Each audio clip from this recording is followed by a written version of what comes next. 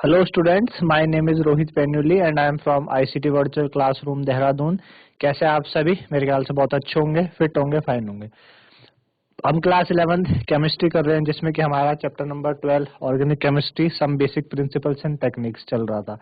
पिछले भाग में हमने इस आइसोमेरिज्म की बात की थी, आपको समझाया था कि आइसोमेरिज्म क्या होता है ना, किस तरीके के होते हैं, क्या क्या उनके टाइप्स हैं, है ना, और उनके सब टाइप्स भी हमने पढ़े थे।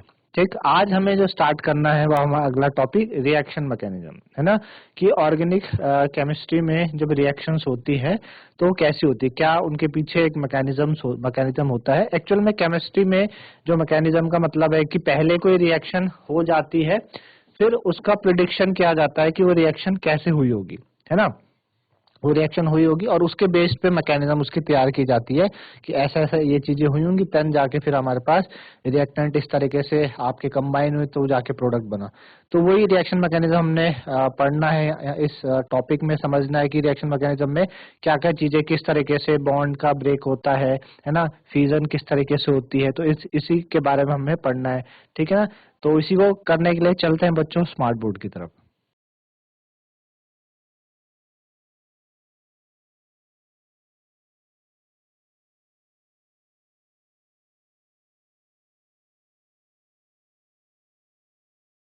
Fundamental concept of organic reaction mechanism.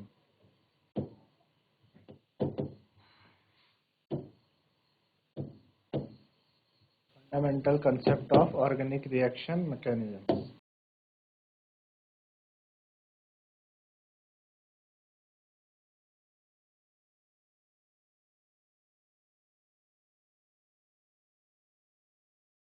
Fundamental concept of organic reaction mechanism, ठीक है ना।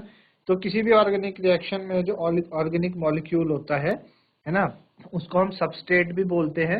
वो एक अप्रोप्रिएट अटैकिंग रिएजेंट के साथ क्या करता है, रिएक्ट करता है, और फिर एक या एक से ज्यादा इंटरमीडिएट बनते हैं, देन फिर फाइनल प्रोडक्ट बनता है। तो एक जनरल डिपिक्शन होता है किसी भी रिएक्शन का, किस तरीके से कि सपोज आपके पास क्या है, एक ऑर्गेनिक मॉलिक्यूल है,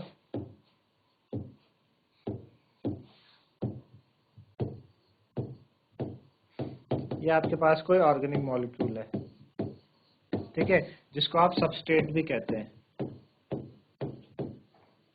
सबस्ट्रेट, ठीक है। ये आपके पास ऑर्गेनिक मॉलिक्यूल है। अब कोई अटैकिंग रिएजेंट आया, अटैकिंग रिएजेंट, ठीक है, अटैकिंग रिएजेंट आया तो आपके पास सबसे पहले क्या बनेगा, इंटरमीडिएट बनेगा। इंटरमीडिएट हम कभी कभी आप ये रिएक्शन में शो भी करते हैं, नहीं भी करते, लेकिन अगर आप प्रॉपर मैकेनिज्म कर रहे हो तो आपको वहां पे इंटरमीडिएट दिखाई देगा, ठीक है ना। इंटरमीडिएट, अब इंटरमीडिएट से क्या होता है, इंटरमीडिएट से आपकी दो चीजें बनती हैं। एक तो आपके पास प्रोडक्ट बनता है, प्रोडक्ट बनता है ना, प्रोडक्ट जो मेन आपका प्रोडक्ट होता है, जो आपको जो जिसके लिए रिएक्शन हुई है, और एक होता है बाय प्रोडक्ट, एक होता है बाय प्रोडक्ट, ठीक है ना। तो ऑर्गेनिक मॉलिक्यूल सबस्ट्रेट है, आपने अटैकिंग रिएजेंट डाला, पहले क्या बनेगा, इंटरमीडिएट बनेगा। उस प्रोडक्ट से दो चीजें बनती है, एक प्रोडक्ट बनता है इंटरमीडिएट से, प्रोडक्ट और सबस्ट्रेट। तो सबस्ट्रेट आपका वो रिएक्टेंट है जो कि आप क्या करेगा, सप्लाई करता है carbon to the new bond, है ना। और जो अदर आपके रिएक्टेंट है उसको आप रिएजेंट बोलते हैं। अदर जो बाकी ऑर्गेनिक मॉलिक्यूल के अलावा जो होंगे उसको अटैकिंग रिएजेंट या रिएजेंट बोलते हैं, है ना। अगर दोनों के दोनों रिएक्टेंट क्या करते हैं, न्यू बॉन्ड के लिए कार्बन सप्लाई करते हैं, तो जो उनकी चॉइस आर्बिट्री है ना। आपके पास ऑर्गेनिक मॉलिक्यूल है, अब ऑर्गेनिक मॉलिक्यूल आपने पढ़ा है कि भाई ऑर्गेनिक केमिस्ट्री में आप पढ़ रहे हैं तो जनरली कार्बन और कार्बन से रिलेटेड कंपाउंड होंगे। तो अब आपके पास इससे कोई एक नया चीज बननी है ना, कोई नया प्रोडक्ट बनना है, तो नए बॉन्ड के लिए कार्बन की आवश्यकता होगी। तो ऑर्गेनिक मॉलिक्यूल भी कार्बन दे सकता है और रिएजेंट भी कार्बन दे सकता है। अब उनकी चॉइस आर्बिट्री है, कोई भी उसको दे सकता है ना। उस केस में हम बोलेंगे कि जो मॉलिक्यूल है जिसपे कि अटेंशन फोकस होता है, उसको हम सबस्ट्रेट बोलते हैं। कि ये तो क्या करेगा, जो सबस्ट्रेट है ये तो आपका कार्बन तो ये तो देगा नए बॉन्ड फॉर्मेशन के लिए, ये तो कार्बन तो देगा। तो इस पे ज्यादा क्या रहता है, हमें अटेंशन होती है। तो ऐसी रिएक्शन जिसमें कि कोवेलेंट बॉन्ड दो कार्बन एटम के बीच में, ठीक है, या कार्बन और किसी अदर एटम के बीच में टूट के एक नया बॉन्ड बनाता है, ठीक है ना। तो होता क्या है, एक सिक्वेंशियल अकाउंट होता है हर स्टेप का, जो बताता है आपको इलेक्ट्रॉन मूवमेंट के बारे में, ठीक है ना, इलेक्ट्रॉन की मूवमेंट कैसे हुई है और उसमें क्या क्या एनर्जीज इन्वॉल्व हुई थी बॉन्ड क्लीवेज के टाइम, है ना। बॉन्ड क्लीवेज यानी बॉन्ड का जब क्लीवेज हो रहा है, बॉन्ड टूट रहा है ना भाई, पहले पुराना बॉन्ड टूटेगा तभी तो नया जाके बनता है ना। तो क्या क्या एनर्जी आपकी उस समय बॉन्ड क्लीवेज में हुई और बॉन्ड फॉर्मेशन में, दो चीजें होंगी कि बॉन्ड टूट रहा उस टाइम कौन सी एनर्जी इन्वॉल्व हो रही है, बॉन्ड फॉर्मेशन में कौन सी एनर्जी इन्वॉल्व हो रही है ना। और rate of transformation of reactant into product, कि रिएक्टेंट से प्रोडक्ट तक जाने में जो रेट ऑफ ट्रांसफॉर्मेशन है, जिसको काइनेटिक्स भी कहते हैं, है ना। क्लास 12th में आप पढ़ेंगे केमिकल काइनेटिक्स। केमिकल काइनेटिक्स क्या है, जो आपको rate of a chemical reaction के बारे में बताता है कि कोई भी केमिकल रिएक्शन कितनी जल्दी हो रही है, कितनी फास्ट हो रही है, किस तरीके से हो रही है, तो वो आप केमिकल काइनेटिक्स में पढ़ते हैं, ठीक है ना। तो उसको कहते हैं मेनली रिएक्शन मैकेनिज्म। तो ये एक बेसिकली फ्लो चार्ट है रिएक्शन मैकेनिज्म का, कि भाई ऑर्गेनिक मॉलिक्यूल से क्या हुआ, अटैकिंग रेजेंट मिला, उसने जाके क्या बनाया, प्रोडक्ट और बाय प्रोडक्ट बनाया, और इसके बीच में काफी सारी चीजें हुई, इलेक्ट्रॉन का ट्रांसफर हो रहा है, मूवमेंट हो रहा है, बॉन्ड का क्लीवेज हो रहा है, बॉन्ड टूट रहा है, बॉन्ड फॉर्मेशन हो रहा है, बॉन्ड बनना हो रहा है, साथ ही साथ ऑर्गेनिक मॉलिक्यूल से प्रोडक्ट बनने में क्या कितनी स्पीड लगी उस रिएक्शन को, है ना, उसे रेट ऑफ केमिकल रिएक्शन बोलते हैं। केमिकल काइनेटिक्स में आप वो चीजें समझेंगे। तो ये सारी चीजें हैं, ये सारी चीजें, ये नॉलेज रिएक्शन मैकेनिज्म की हमें हेल्प करती है क्या करने में, उस ऑर्गेनिक कंपाउंड की रिएक्टिविटी जानने में और किस तरीके से कोई भी प्रोडक्ट वगैरह बनता है, ठीक है ना। तो ये था। अब इसी कैटेगरी में सबसे पहले आपके पास आता है fusion of a covalent bond. Fusion of covalent bond,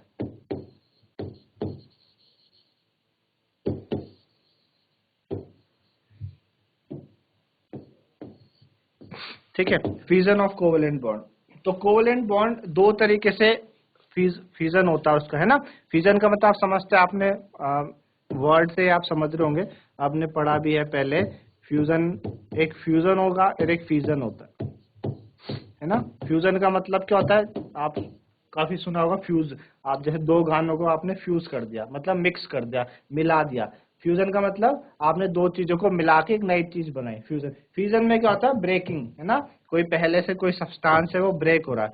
तो यही बात कर हम कि कोवेलेंट बॉन्ड का फ्यूजन होना, है ना, फ्यूजन होना। तो दो तरीके के फ्यूजन आप इस चैप्टर में पढ़ेंगे। सबसे पहला जो फ्यूजन है उसको बोलते हैं हम हेट्रोलाइटिक, हेट्रोलाइटिक फ्यूजन,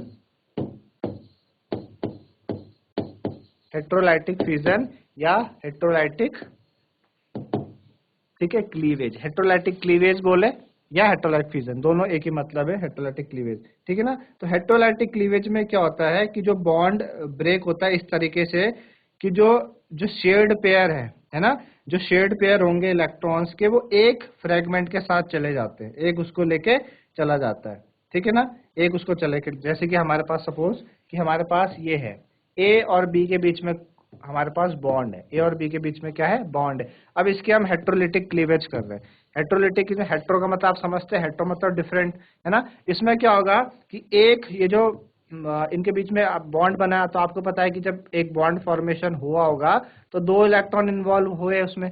इसमें क्या करेगा कि जो इलेक्ट्रॉन है, शेड पेयर ऑफ इलेक्ट्रॉन है, वो एक फ्रेगमेंट उसको लेके चले जाता है, यानी इसने क्या करा, अपने साथ लेके चले गया। तो किस तरीके से टूटेगा ये, फिर देखो, अब बी ने क्या करा, बी के अपना इलेक्ट्रॉन तो बी पे था ही, अपना इलेक्ट्रॉन तो ये था, उसने ये वाला इलेक्ट्रॉन भी अपने साथ लेके चले गए, तो उसके ऊपर क्या आ गया, नेगेटिव चार्ज आ गया, है ना। नेगेटिव, आपको पता है नेगेटिव चार्ज जब वो क्या करता है, गेन कर रहा है, और यहाँ से फिर ए के ऊपर कमी हो गई, यानी उसने अपना दे दिया, तो उसके ऊपर क्या आ जाएगा, ए प्लस आ जाएगा, है ना। इसको बोलते हैं हेट्रोलिटिक फ्यूजन। जब क्या हो कि आपके पास जो इलेक्ट्रॉन और बॉन्ड इस तरीके से ब्रेक हुए, आप ऐसे लिख सकते हैं कि bond breaks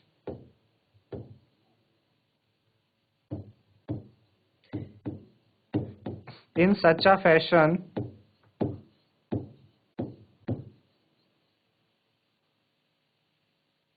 that the shared pair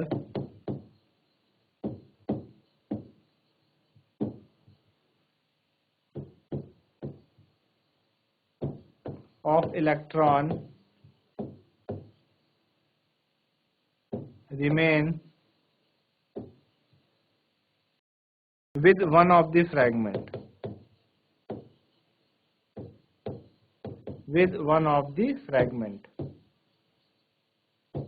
एक उसको लेके चले गए। तो इस तरीके से हेट्रोलिटिक क्लीवेज अलग अलग गया है ना।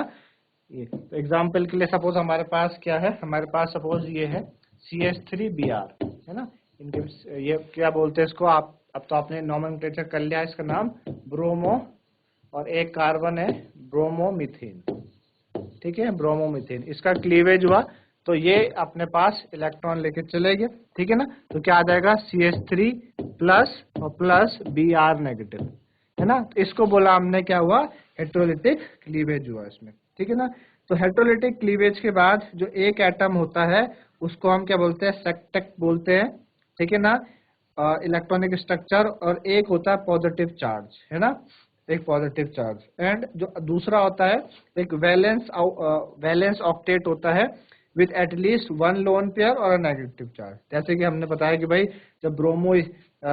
जब आपका ब्रोमोमीथेन का हेट्रोलिटिक क्लीवेज हुआ तो उसने CH3 प्लस दिया और Br नेगेटिव दिया।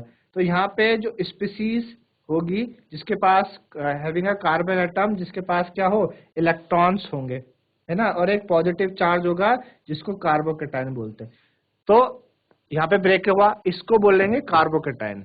क्या बोलेंगे, कार्बोकेटायन। क्यों बोला इसको कार्बोकेटायन, क्योंकि इस पे क्या है, देखो कार्बो आप समझते हो क्योंकि कार्बन है, और कैटायन आपको पता है कि भाई कैटायन क्या होता है, पॉजिटिव, जिसमें आयन के दो पार्ट होते हैं ना, कैटायन और एनायन। तो पॉजिटिव पार्ट को हम कैटायन बोलते हैं, नेगेटिव पार्ट को क्या बोलते हैं, एनायन, है ना। पॉजिटिव को कैटायन, नेगेटिव को क्या बोलते हैं, एनायन बोलते हैं। इसी तरीके से तो ये बोलते हैं, ठीक है ना। तो कार्बोकेटायन या कभी कभी इसको कार्बोनियम भी हम कहते हैं, ठीक है ना। तो इस तरीके से। और दूसरा क्या होता है, दूसरा आपका सेक्टेट ऑफ इलेक्ट्रॉन होगा उसके पास, ठीक है ना। तो यहाँ पे हमने देखा जैसे कि CH3 प्लस आयन, ठीक है ना, ये आपके पास कार्बोकेटायन है। तो किसका कार्बोकेटायन है, एक कार्बन है, एक कार्बन को क्या बोलते हैं, मिथ, है ना। और इसमें एक हाइड्रोजन की कमी है तो मिथाइल आयन है आपके पास। क्या है ये, मिथाइल आयन, मिथाइल कैटायन है ना, इसको मिथाइल कार्बोनियम आयन भी हम कह सकते हैं, मिथाइल कार्बोनियम आयन, ठीक है। इसको हम क्या कह सकते हैं, मिथाइल हम कार्बोनियम आयन भी हम इसे कह सकते हैं, ठीक है ना। तो इतनी बात आपको समझ में आएगी कि हेट्रोलिटिक क्लीवेज में क्या होता है। अब कार्बोकेटायन की बात जब आई है तो पहले कार्बोकेटायन क्लियर करते हैं, देन उसके बाद फिर हम होमोलिटिक क्लीवेज में जाएंगे, ठीक है ना। तो कार्बोकेटायन या कार्बोकेटायन की बात हम बाद में करेंगे, सबसे पहले आगे चलते हैं हम होमोलिटिक क्लीवेज में, ठीक है ना। दूसरा हमारा क्या था, होमोलिटिक क्लीवेज था। पहला हमारा हेट्रोलिटिक क्लीवेज था, दूसरा हमारा क्या है, होमोलिटिक क्लीवेज, ठीक है। चलिए, second is homolytic cleavage. Homolytic fission बोलो या होमोलिटिक क्लीवेज बोलो, एक क्लीवेज का मतलब क्या होता है, आपका ब्रेक होना, ठीक है ना। अच्छा, तो होमोलिटिक क्लीवेज में क्या होता है कि जो एक इलेक्ट्रॉन होता है, one of the electron of the shared paired covalent bond, वो एक हर बॉन्डेड एटम के साथ जाएगा। होमो का मतलब सेम होता है ना। होमो का मतलब क्या है, सेम, मतलब दोनों की तरफ क्या जाता है, होमोलिटिक क्लीवेज आपकी होमोलिटिक क्लीवेज में क्या करेंगे, दोनों की तरफ जाएगा, ठीक है ना। इसमें क्या बोल सकते हैं हम कि one of the electron of the shared pair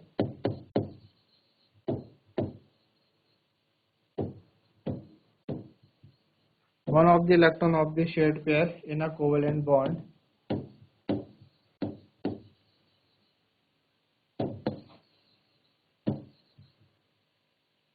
goes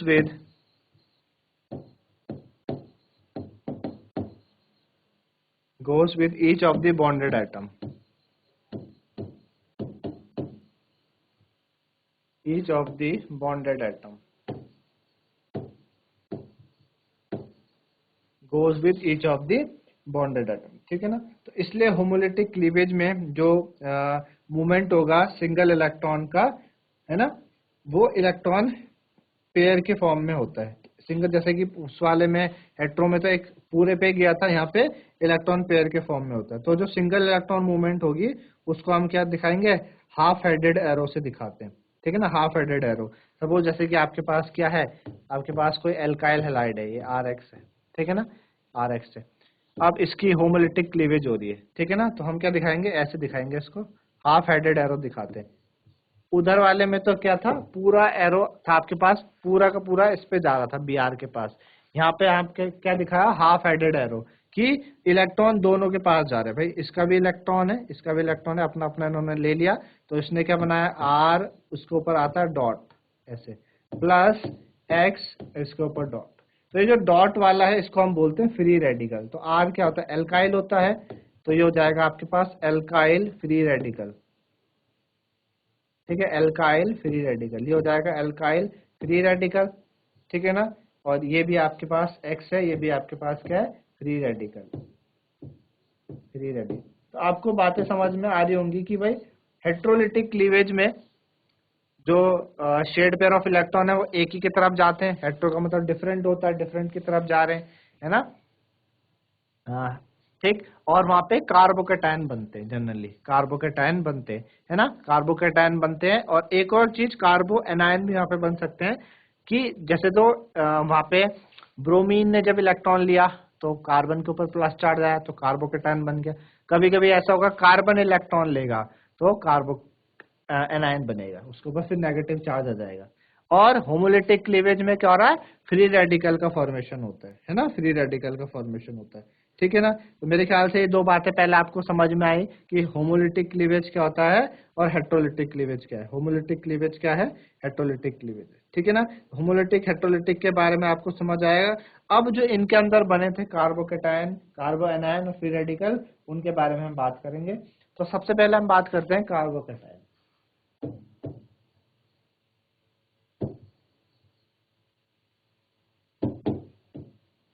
ठीक है, कार्बोकेटायन। सबसे पहले बात करते हैं कार्बोकेटायन। तो भाई कार्बोकेटायन कैसे बना था, है ना, ये कैसे बनता है, it results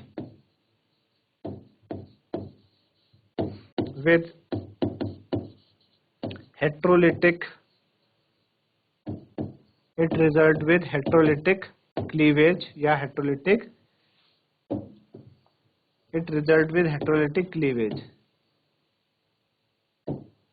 it result with heterolytic cleavage, ठीक है, हेट्रोलिटिक उसके साथ होता है। जैसे कि हमने बात करी कि हमारे पास क्या था, CH3Br था, है ना, इसमें हेट्रोलिटिक क्लीवेज है, इसने इलेक्ट्रॉन पूरा का ले लिया अपनी तरफ, तो इसमें क्या आ जाएगा, CH3 प्लस और प्लस Br नेगेटिव, है ना। इसको हमने क्या बोला, कार्बोकेटायन बोला, इसे हमने क्या कहा था, कार्बोकेटायन बोला, ठीक है ना, ये कार्बोकेटायन था। ये जब कार्बन के ऊपर प्लस चार्ज आ जाए तो वो क्या कहलाता है, आपका कार्बोकेटायन होता है, ठीक है ना। तो कार्बो जो कैटायन होते हैं वो 3 कैटेगरी में क्लासिफाई होते हैं। कार्बोकेटायन अलग अलग कैटेगरी में क्लासिफाई होते हैं कि भाई कार्बोकेटायन आपके जो कैटेगरी है कार्बोकेटायन की,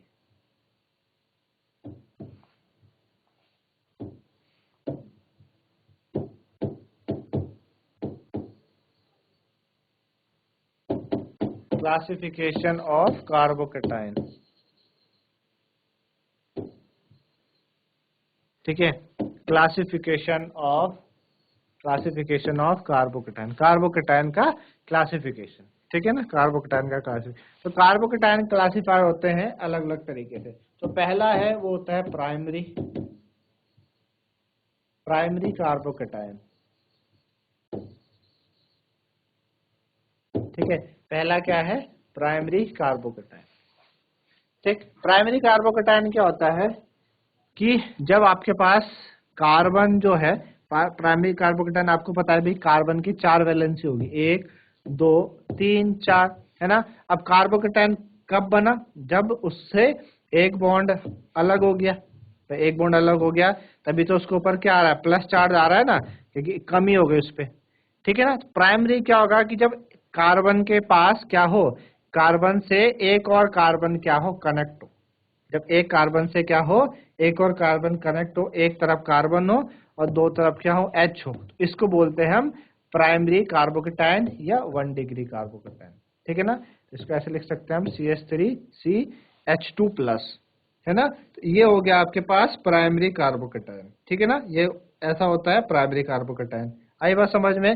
जब कार्बन से क्या हो, एक कार्बन कनेक्ट हो, कार्बन की, क्योंकि अभी 3 वैलेंसी बची है ना, क्योंकि तभी तो प्लस चार्ज आया, तो कार्बन से क्या हो, 3 कार्बन, कार्बन से एक कार्बन कनेक्ट हो, वो 1 डिग्री प्राइमरी कार्बोकेटायन कहलाता है। जैसे इसका नाम क्या हो जाएगा, अगर इसको हम बोले तो कैसे लिखेंगे, CH3CH2+। तो यहाँ पे आप देख पा रहे हैं कि एक कार्बन इस पे एक इस वाले जिस कार्बन पे प्लस चार्ज है उससे एक कार्बन कनेक्ट है ना।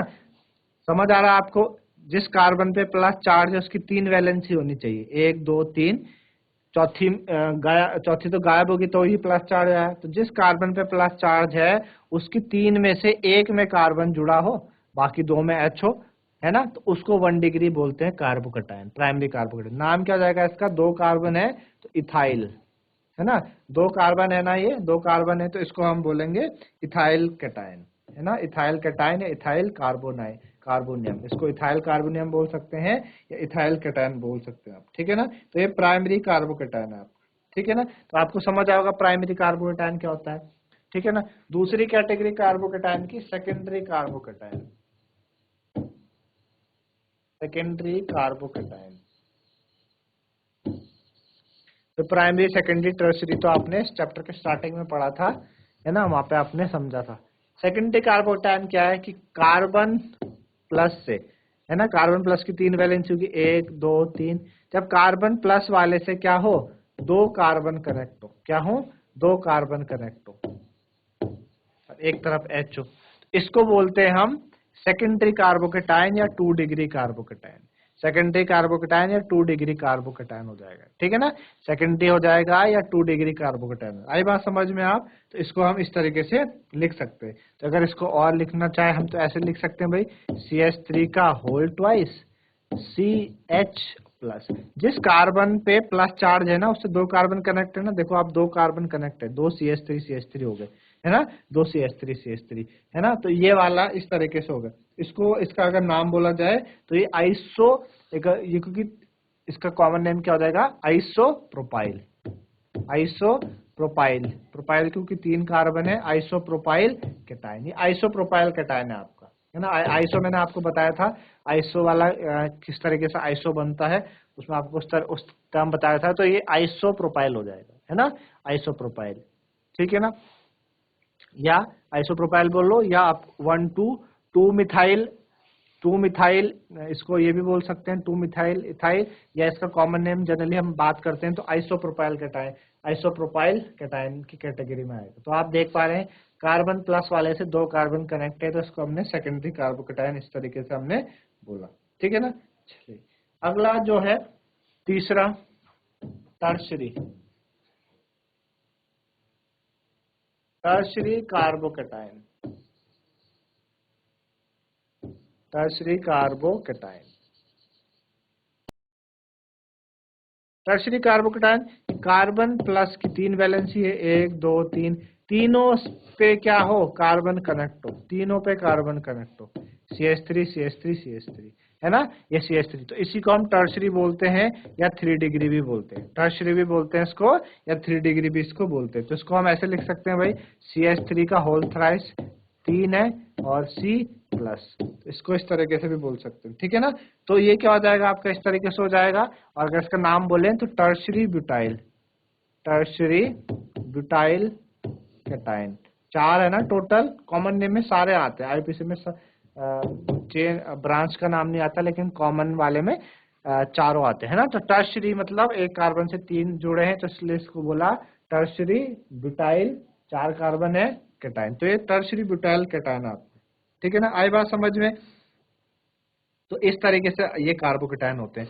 अब जो कार्बोकेटायन होंगे आपके वो क्या होते हैं, हाईली, आपके जो कार्बोकेटायन है हाईली अनस्टेबल है। कार्बोकेटायन स्पीशीज क्या आती है, कैसे होती है, हाईली अनस्टेबल स्पीशीज होती है।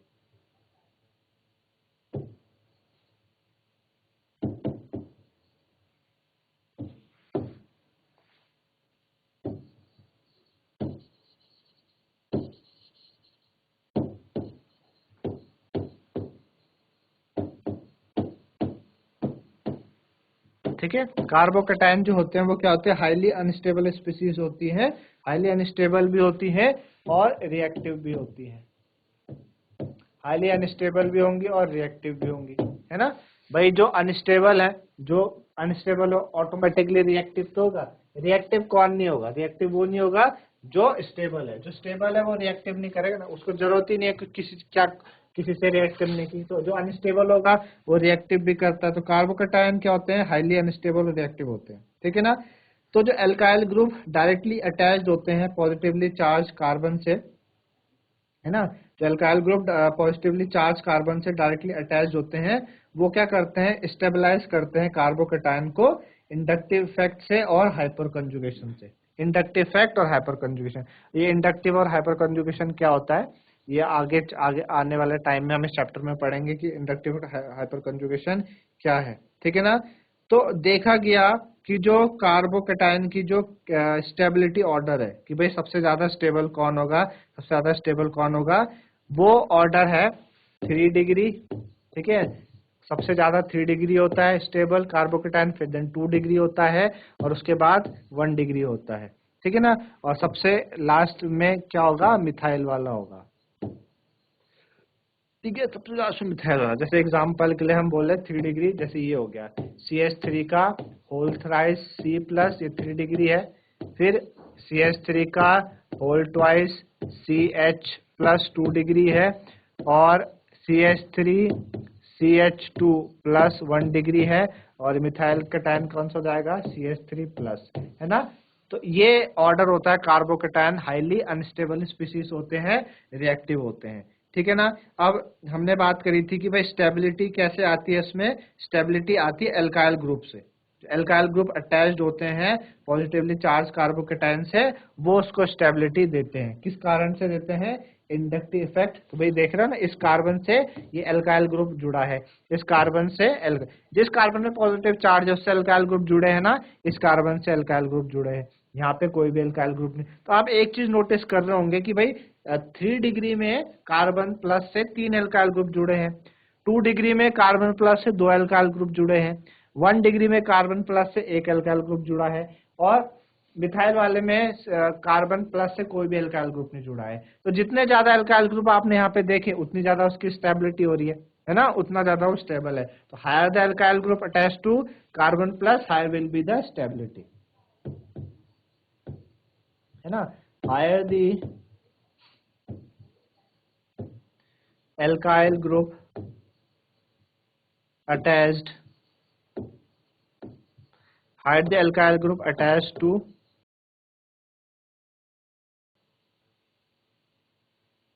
ठीक है ना कार्बन आयन, कार्बन आयन क्योंकि इसको प्लस चार्ज है ना, इसलिए उसको कार्बन आयन लिख सकते हैं, कार्बोनियम भी बोलते हैं उसको। तो higher the alkyl group attached to carbon ion, higher will be its stability, higher will be its stability, higher will be its stability, ठीक है ना। तो higher the alkyl group attached to carbon ion, higher will be its stability, higher उसकी क्या हो जाती है, stability उसकी ज्यादा हो जाती है। तो इसी कारण से आप देख रहे हैं कि 3 डिग्री में 3 एल्काइल ग्रुप जुड़े हैं, सबसे ज्यादा स्टेबल है। 2 डिग्री में 2 एल्काइल ग्रुप जुड़े हैं, वो उससे थोड़ा कम स्टेबल है। 1 डिग्री में 1 एल्काइल ग्रुप जुड़ा है, वो थोड़ा और कम स्टेबल है, और मिथाइल ग्रुप में कोई भी नहीं जुड़े हैं। तो हमने बात करी थी कि कार्बोकैटायन हाईली अनस्टेबल स्पीसीज होते हैं और रिएक्टिव भी होते हैं। स्टेबिलिटी ऑर्डर, ये इसका क्या है, स्टेबिलिटी ऑर्डर है। ये क्या हो गया, स्टेबिलिटी ऑर्डर हो गया, 3 डिग्री, फिर 2 डिग्री, फिर 1 डिग्री, और फिर मिथाइल ग्रुप, है ना। ये क्या है, इसका स्टेबिलिटी ऑर्डर है। तो इतनी बात आपको समझ में आएगी। तो अगर इसका रिएक्टिविटी ऑर्डर पूछे कि भाई इसका रिएक्टिविटी ऑर्डर है क्या है, वो क्या होगा, रिएक्टिविटी ऑर्डर, है ना।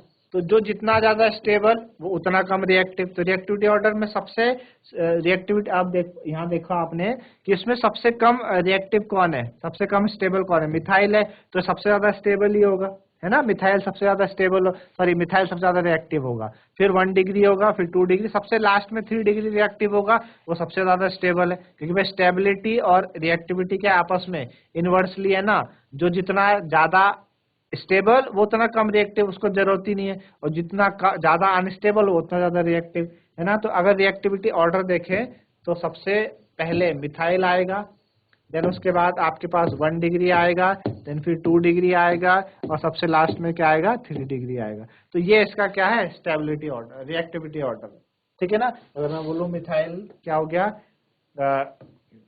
CH3 प्लस, ये 1 डिग्री में आपके पास आ जाएगा CH3 CH2 प्लस, 2 डिग्री में आपके पास क्या आ जाएगा, CH3 का होल ट्वाइस CH प्लस, ठीक है। और 3 डिग्री में आपके पास क्या आ जाएगा, CH3 का होल थ्राइस C प्लस, ठीक है। तो ये आपका रिएक्टिविटी ऑर्डर है। तो कार्बोकेटाइन के बारे में आपको जो इन्फॉर्मेशन थी सारी आपको पता चली कि भाई इस तरीके से कार्बोकेटाइन क्या करता है, वर्क करता है ना, ठीक है ना। तो ये कार्बोकेटाइन है। दूसरी बात करे जाए कि भाई जो कार्बोकेटाइन होते हैं उनका ट्राइगोनल प्लेनर शेप होता है ना। कार्बोकेटाइन की जो शेप है वो कैसी होती है, ट्राइगोनल प्लेनर होती है, जिसमें कि पॉजिटिवली चार्ज जो कार्बन है वो sp2 हाइब्रिडाइज होता है ना। कोई भी अगर आप एक कार्बोकेटाइन उठा के देखें, जैसे कि आप CH3 प्लस आप उठा के देखें, ये वाला CH3 प्लस, तो अगर हम बात करें कि भाई इस कार्बोकेटाइन की जो शेप है वो ट्राइगोनल प्लेनर शेप होती है। कैसे होती है, ट्राइगोनल प्लेनर, है ना। ट्राइगोनल प्लेनर शेप होती है कि एक ही प्लेन में होते हैं। आपको ट्राइगोनल प्लेनर बताया था इस तरीके से, है ना। एक ही प्लेन में क्या होते हैं, तीनों एच लगे हुए, तो ट्राइगोनल प्लेनर शेप है। और जो आपके पास पॉजिटिवली चार्ज कैटायन है ऊपर जो C प्लस है, वो कैसा है, sp2 हाइब्रिडाइज है। ये कैसा है, sp2, है ना। तो आपको बताया था ना, हाइब्रिडाइजेशन निकालना क्या होती है, Z की वैल्यू निकालते हैं, number of sigma bond plus lone pair. तो कितने सिग्मा बॉन्ड है यहाँ पे, देखो ये सिग्मा है, ये भी सिग्मा, ये भी सिग्मा। अगर आप Z की वैल्यू निकालो तो 3 सिग्मा, लोन पेयर कोई भी 0 लोन पेयर, और Z की वैल्यू 3 आती है। तो जब Z की वैल्यू 3 तो इसका मतलब sp2। तो इसलिए यहाँ पे जो कार्बन मौजूद है उसकी हाइब्रिडाइजेशन कितनी है, वो sp2 है। उस कार्बन की हाइब्रिडाइजेशन क्या है, sp2 है, ठीक है ना। तो इसलिए जो शेप है C प्लस H3 की, वो क्या करी जाती है, कंसिडर करी जाती है कि वो किससे डिराइव्ड हुआ है, ओवरलैपिंग से ऑफ 3 इक्विवेलेंट C के जो sp2 हाइब्रिडाइज ऑर्बिटल हैं, वो क्या हुए हैं, आपके 1s ऑर्बिटल जो है हर हाइड्रोजन से उनके साथ हुए हैं। उस वजह से जो ईच बॉन्ड है उसको आप क्या बोलते हैं, सिग्मा बॉन्ड बोलते हैं। तो इस तरीके से कुछ इसकी शेप बनती है ना। तो जनरली अगर हम बनाएं और इसकी शेप तो किस तरीके से बन जाएगी कि भाई ये आपके पास क्या है, ये आपके पास कार्बन है, ठीक है ना। एक एच आपके पास ये हो गया, ठीक है ना। एक एच आपके पास ये हो गया, और एक एच आपके पास ये हो गया, ठीक है ना। ये आपके पास क्या है, कार्बन प्लस है, ये और ये, ठीक है ना। तो आप देख पा रहे हैं कि ये क्या हो गया आपके पास, ट्राइगोनल प्लेनर शेप इस तरीके से इसकी आ गई है, ट्राइगोनल प्लेनर शेप आ गई, और ये क्या हो गया, sp2 हाइब्रिडाइज हो गया, ठीक है ना, sp2। ये आपके पास क्या है, शेप है मिथाइल की। तो हमने देखा कि भाई जो हमारे पास कार्बोकेटाइन होते हैं वो जनरली ट्राइगोनल प्लेनर शेप के होते हैं, और उनकी हाइब्रिडाइजेशन उस कार्बन की जो पॉजिटिवली चार्ज कार्बन है उसकी क्या होती है, sp2 होती है, ठीक है ना। तो इस तरीके से देखा हमने, इस तरीके से आई, ठीक है ना। अच्छा, तो आई बात समझ में आपको। तो हमने समझा कि भाई जो कार्बोकेटाइन है वो इस तरीके से है ना। तो कार्बोकेटाइन के बारे में ही सारा था। कार्बोकेटाइन किस तरीके से बन रहे हैं, क्यों बन रहे हैं कार्बोकेटाइन, जब क्या हो रहा है, जब आपका बॉन्ड का हेटेरोलिटिक क्लीवेज हो रहा है तो जाके कार्बोकेटाइन का फॉर्मेशन हो रहा है, ठीक है। तो एक आपने पढ़ा कार्बोकेटाइन, हेटेरोलिटिक क्लीवेज से कार्बोकेटाइन बनता है। इसी तरीके से कार्बन एनायन भी बनते हैं, है ना, कार्बन एनायन भी बनते हैं। कार्बन आयन भी क्या बनते हैं, ये भी हेटेरोलिटिक क्लीवेज से बनते हैं। It results with heterolytic cleavage. It results with heterolytic cleavage. ठीक है, it results with heterolytic cleavage. heterolytic cleavage से क्या होता है, कार्बन आयन का फॉर्मेशन होता है. ठीक है ना. चलो, तो कैसे हुआ हेटेरोलिटिक क्लीवेज से कि भाई आपके पास सपोज ऐसे ये है CH3 और Z है. ठीक है ना. अब क्या हुआ कि उस टाइम तो आपने देखा था कि Z की जगह Br ले लेते हैं हम, Z की जगह Br ले लेते हैं. ठीक है ना. उस टाइम हमने देखा था, ये आपका एक काम करो BrZ ले लो उसको. हमने देखा था कि ये वाला क्या करता था, इलेक्ट्रॉन लेके जा रहा था. अभी हमने कहा कि ये भी तो इलेक्ट्रॉन लेके जा सकता है, तो उस टाइम ये ऐसे बन सकता है, उस टाइम ये बन जाएगा CH3. अब इसने इलेक्ट्रॉन लिया तो इसके ऊपर नेगेटिव चार्ज आया, प्लस Z ने दिया तो उसके ऊपर पॉजिटिव चार्ज आ गया. इस स्पीसीज को हम बोलते हैं, CH3 प्लस को हम कार्बोकेटायन बोलते थे. यहाँ पे C के ऊपर अगर नेगेटिव चार्ज आ गया तो उसको कार्बन आयन बोलते हैं. ठीक है ना, उसको बोलते हैं कार्बन आयन. प्लस अगर कार्बन के ऊपर प्लस चार्ज आता है तो कार्बोकेटायन कहा जाता है, और कार्बन के ऊपर अगर नेगेटिव चार्ज आए तो उसे कार्बन आयन बोला जाता है. ठीक है ना, आई बात समझ में. ठीक है ना. तो ऐसे कार्बन स्पीसीज जो कि क्या करे, नेगेटिव चार्ज कैरी करे कार्बन एटम के उस ऊपर, उसे हम कार्बन आयन बोलते हैं. ठीक है ना. तो कार्बा जो एनायन है, कार्बन आयन, वो जनरली sp3 हाइब्रिडाइज होता है. क्या होता है, sp3 हाइब्रिडाइज होता है. ठीक है. और उसका जो स्ट्रक्चर है वो डिस्टॉर्टेड टेट्राहेड्रॉन होता है. डिस्टॉर्टेड टेट्रा, अगर उसका स्ट्रक्चर बनाए कि भाई ये कार्बन हो गया. ठीक है ना, ये कार्बन, ये एक आपके पास H, एक H आपका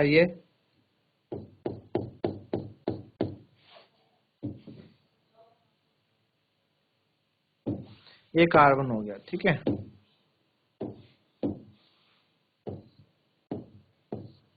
ये H, एक इधर H,